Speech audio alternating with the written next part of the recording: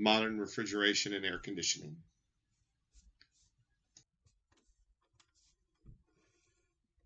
Chapter 55, Servicing Commercial Systems. I would just like to make a note before we get started. In no way does this PowerPoint take the place of reading your textbook. This is a very informative chapter, and it would be one of the better chapters if you read thoroughly, or maybe even more than once.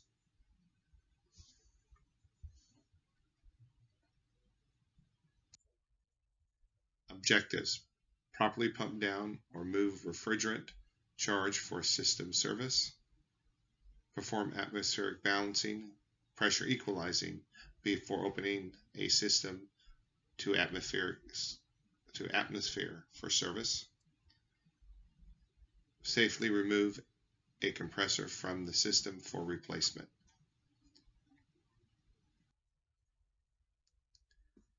Safely replace the external electric motor, safely service a refrigeration system with a motor burnout and a hermetic compressor, add refrigerant oil to refrigerant system by using several different methods, safely remove, repair, and install air-cooled, water-cooled condenser, diagnose and repair or replace water valves, perform basic cooling tower maintenance, diagnose and repair liquid line problems, remove, repair, and install forced air evaporators.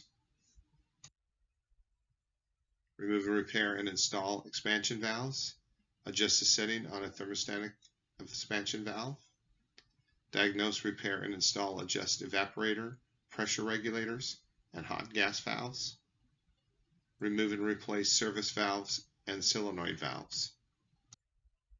System service fundamentals. When you're servicing a large unit, like a package unit that has both condensing units and evaporative units inside one box, it's very important that you empty most of the items in the cabinet before you start spraying, for example, coils, to have them cleaned. Sometimes you cannot. Sometimes you have to do this in one time with everything in there. So you can put drop cloths or plastic over certain components you do not want to get damaged while cleaning other components. You always need good lighting. It's very important. Most time these will be done in the sunlight, but you still get shadows in the sunlight, which can stop you from seeing what you need to see.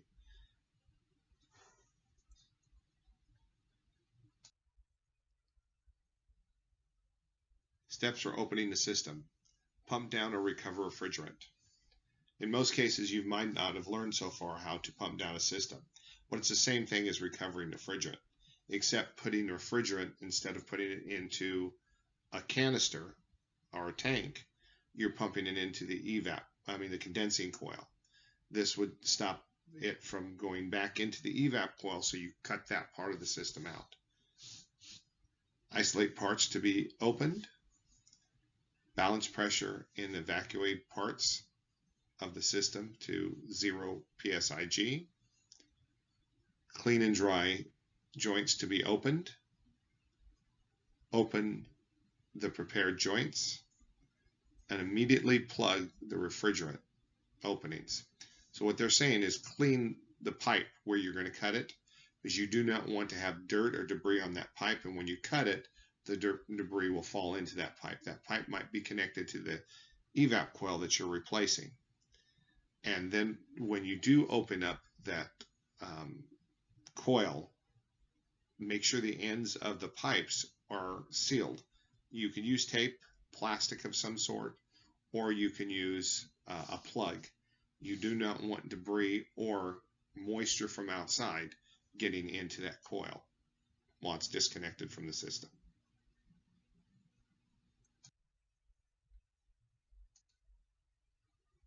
Isolate parts of the system for servicing. When you pump down refrigerant into a liquid receiver or into a recovery tank and you store it, what you're doing is you're pulling a vacuum on the rest of the system.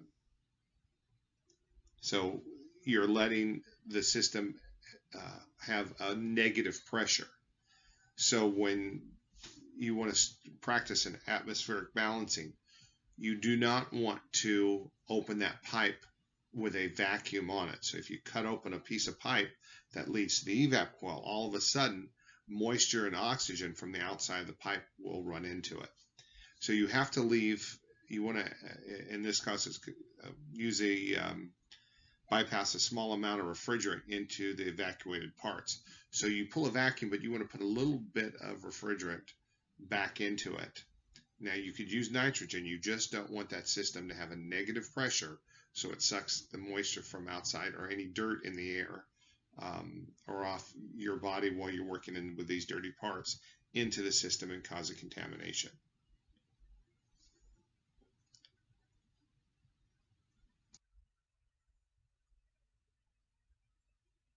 Atmospheric balancing, here you see a diagram of the gauges to show you how to do this. It shows a little better if you use your book and not the PowerPoint.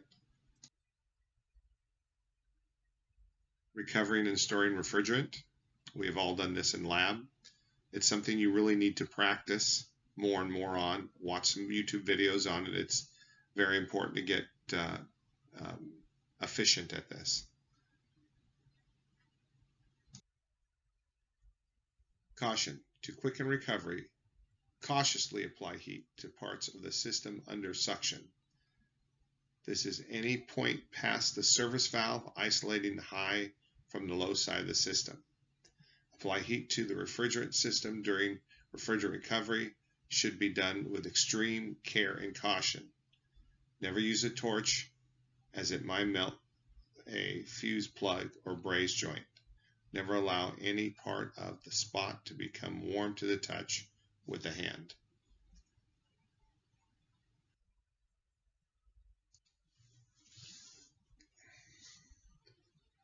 Reassembling refrigerant system. Clean and dry parts to be put in the system. Evacuate the part of the system that was opened. Test for leaks. Reintroduce refrigerant to the evacuated section. Return all valves and controls to normal settings.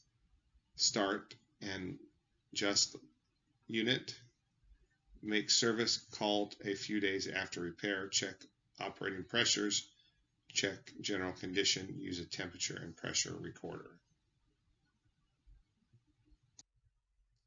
Servicing compressors. This section is talking about servicing large compressors.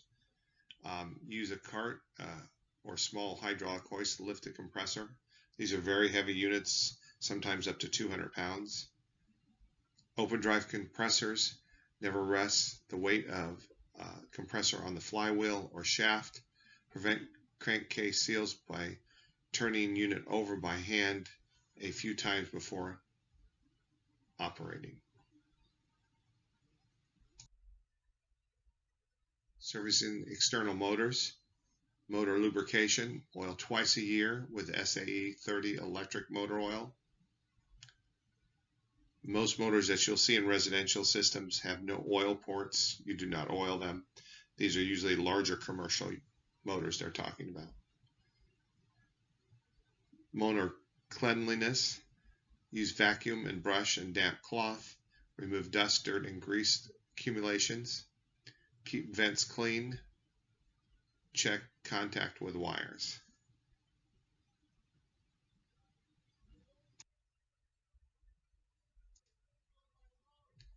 Removing electric motors, check for fuse or circuit breaker. Disconnect and lock out power circuit. They're talking about stopping someone from being able to turn this on. Make sure that all the power is off to this motor. Loosen and hold down bolts. Belt-driven units, remove belt from flywheel first, then pulleys, lift motor out. Servicing hermetic motor burnouts. Insulation of the electric motor deteriorates due to overheating. In hermetic compressors, this causes contamination or burning of refrigerant oil. If a burnout occurs, Hermetic compressors must be replaced. Recovery of refrigerant for possible recycling. Recondition the rest of the system. Install burnout filter dryers to protect the compressor. So what they're talking about here is you're going to get rid of the refrigerant. You're not going to keep it. You're not going to reuse it, at least in the system. Recondition the rest of the system. You use a flush chemical and run it through the system to make sure any contaminants or leftover particles from the compressor get evacuated from the system. And you still burnout filter dryer, which will take care of all the contaminants that are in the system. And this is the case when normally you go back and take this filter dryer out at a later date. Safety. When working with a burnt out hermetic compressor, wear goggles and rubber gloves. This material inside gets acidic. Work in a ventilated space. The oil may be acidic and cause serious burns. Do not get any on your skin. The fumes may also be irritant and toxic.